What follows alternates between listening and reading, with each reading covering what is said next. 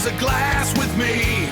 We may not put the world to right, but we'll sure give it a go.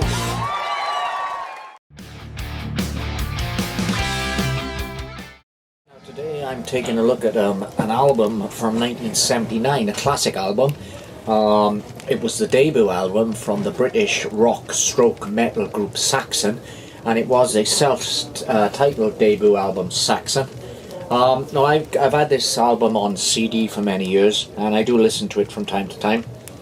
In fact, I quite enjoy this album, but I recently found this in a second-hand record store. Heads up to Second Time Around in Tonopandi, and it's in rather good condition.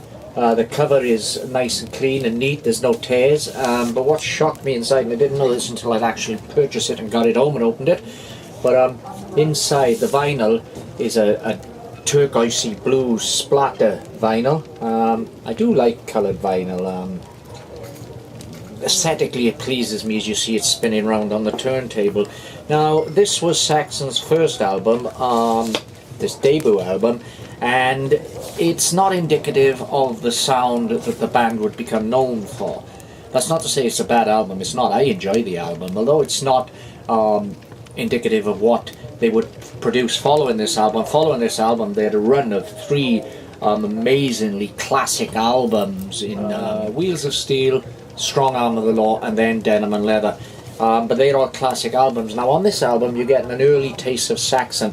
Now the album came out on the French-owned label Carrera Records, which was predominantly known for producing disco-type music. Now, at that time, the band weren't called Saxon. They were going by the rather evocative title of Son of a Bitch.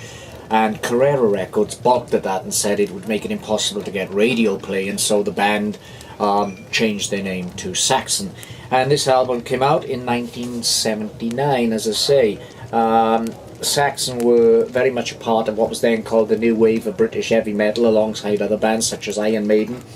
And when Saxon released this record, it didn't do really well. But it did put them on the map, and they did gigs performing as opening groups as the opening band rather, for groups such as Ian Gillan and Motorhead. So it served its purpose. Now the track listing on this album is side 1 Rainbow Theme, Frozen Rainbow, Big Teaser, Judgment Day. The first 2 tracks, Rainbow Theme and Frozen Rainbow, I believe Saxon still perform these in concert to this day.